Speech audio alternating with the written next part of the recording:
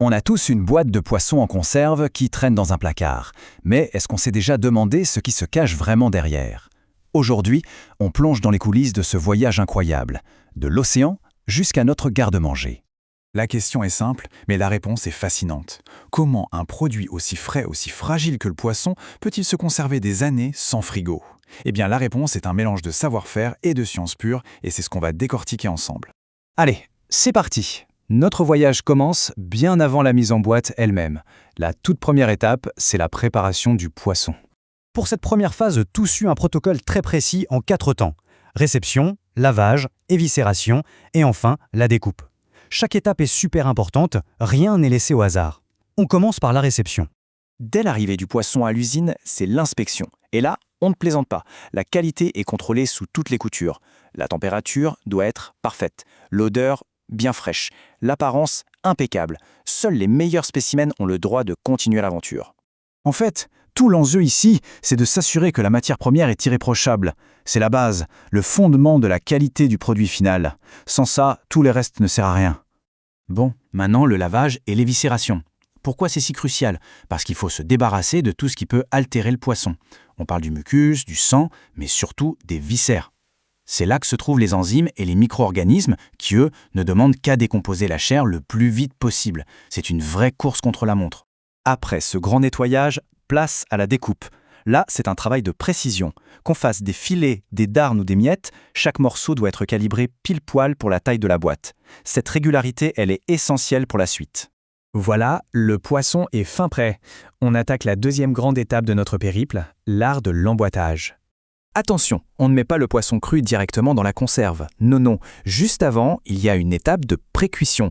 Ça se fait soit à la vapeur, soit dans l'huile, et c'est une étape vraiment clé. Mais alors, pourquoi pré-cuire? Le but, ce n'est pas de cuire le poisson à cœur. En fait, ça sert à 4 choses. Réduire le nombre de microbes, enlever un peu d'eau, raffermir la chair pour qu'elle se tienne mieux, et globalement, faciliter la mise en boîte. Ça prépare le terrain pour ce qui va suivre. Une fois pré-cuit, le poisson est alors placé dans les boîtes. Et ça, c'est un vrai travail d'orfèvre. Que ce soit fait à la main ou par une machine, il faut être ultra précis pour respecter le poids indiqué sur l'étiquette et pour que la présentation soit jolie à l'ouverture. Bien sûr, on ajoute ensuite le fameux liquide de couverture, de l'huile, une saumure, une sauce, et son rôle n'est pas juste de donner du goût, il protège aussi le poisson, comme un bouclier, et surtout il va aider à bien répartir la chaleur pendant l'étape cruciale de la stérilisation. On y est, on arrive au moment décisif. L'étape qui va permettre au poisson de traverser les années. C'est vraiment ici que toute la magie, ou plutôt toute la science, opère. D'abord, on ferme la boîte. Le mot technique, c'est le sertissage. Mais il ne faut pas s'imaginer qu'on visse juste un couvercle. C'est un procédé mécanique très complexe qui crée un joint absolument parfait, 100% hermétique. C'est une véritable forteresse miniature. Et là, il n'y a aucun droit à l'erreur. Zéro. Un sertissage qui a le moindre défaut, même minuscule, et c'est la porte ouverte aux bactéries. Le produit serait contaminé et tout le lot finirait à la poubelle. La perfection, ce n'est pas une option, c'est une obligation. Juste avant la grande finale, il y a un dernier petit nettoyage. Les boîtes, une fois fermées, sont lavées. C'est pour enlever les petits résidus d'huile ou de sauce qui auraient pu couler et qui pourraient gêner la stérilisation ou faire rouiller la boîte. Et voici le clou du spectacle, la stérilisation. Les boîtes sont chauffées à des températures très élevées, entre 110 et 121 degrés Celsius. C'est bien au-dessus de la température de l'eau qui bout. C'est cette chaleur intense qui va détruire absolument tous les micro-organismes et permettre cette conservation si longue. La source le dit elle-même, et on ne peut pas être plus clair. C'est l'étape la plus critique du procédé. Tout, absolument tout, repose sur la réussite de cette stérilisation.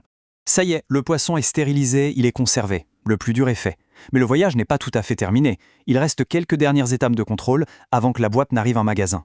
La dernière ligne droite, c'est ça. Juste après la chaleur intense de la stérilisation, on passe à un refroidissement ultra rapide. Et ensuite, c'est une période de stockage et d'observation. Une sorte de quarantaine. Alors pourquoi refroidir si vite?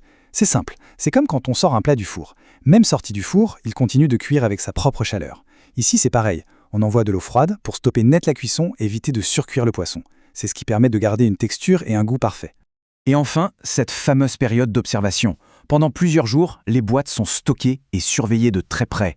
On cherche le moindre signe suspect, comme un couvercle qui gonfle ou une microfuite. C'est vraiment l'ultime contrôle qualité avant que les conserves ne reçoivent le feu vert pour l'expédition. Alors voilà, La prochaine fois qu'on ouvrira une de ces petites boîtes en métal, on y pensera peut-être différemment. On se souviendra peut-être de ce long voyage et de toute la science qu'il faut pour garantir un produit aussi simple en apparence, mais si complexe à fabriquer. C'est assez fou, non ?